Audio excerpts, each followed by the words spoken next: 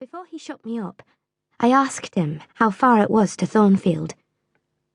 A matter of 6 miles. How long shall we be before we get there? Happen an hour and a half. He fastened the car door, climbed to his own seat outside, and we set off.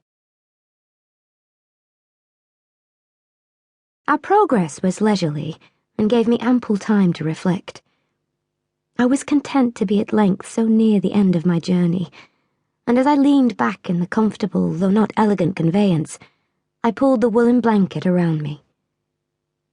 Before long, in a half doze, as the light faded, the gentle rhythm of the carriage awoke my senses, and I found, having slipped downwards on the leather seat, that the underneath seam of my drawers was tugging at me, in such a way that I latched onto the familiar sensation which so often had been a prelude to sleep in the dark dormitory at Lowood.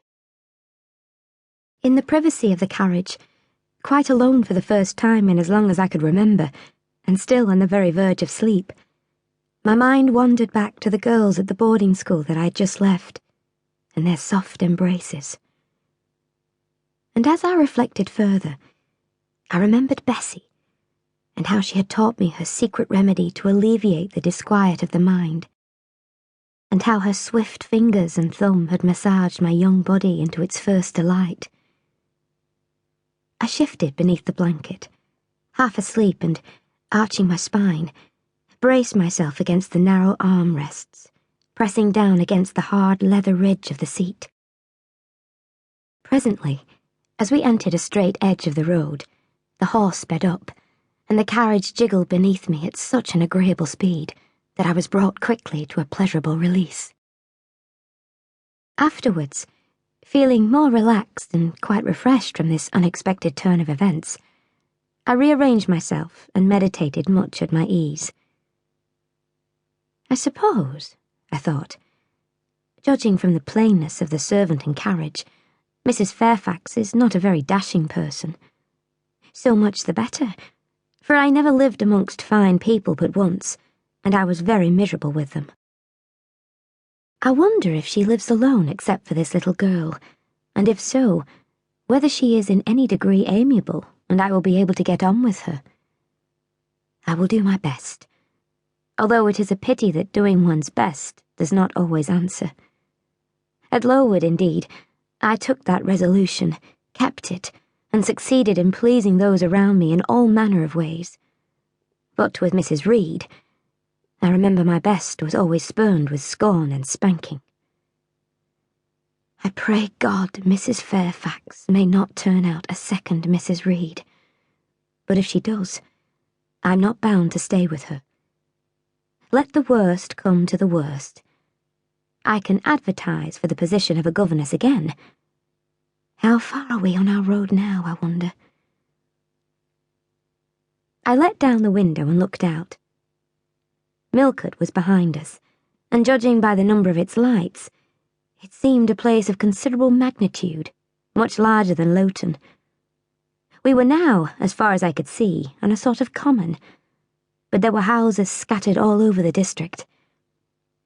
I felt we were in a different region to Lowood, more populous, less picturesque, and certainly less romantic. The roads were heavy, the night misty, and when my conductor let his horse walk all the way, the hour and a half extended, I verily believe 2 hours. At last he turned in his seat and, knocking on the car, said, "You're not so far from Thornfield now." About 10 minutes after, the driver got down and opened a pair of gates. We passed through, and they clashed to behind us. We now slowly ascended a drive and came upon the long front of a house. Candlelight gleamed from one curtained bow window, but all the rest were dark. The car stopped at the front door. It was opened by a maidservant. I alighted and went in. "Will you walk this way, ma'am?" said the girl, and I followed her across a square hall with high doors all round. She ushered me into a room whose double illumination of fire and candle at first dazzled me, contrasting as it did with the darkness to which my eyes had been for 2 hours inured. When I could see, however, a cosy and agreeable picture presented itself to my view.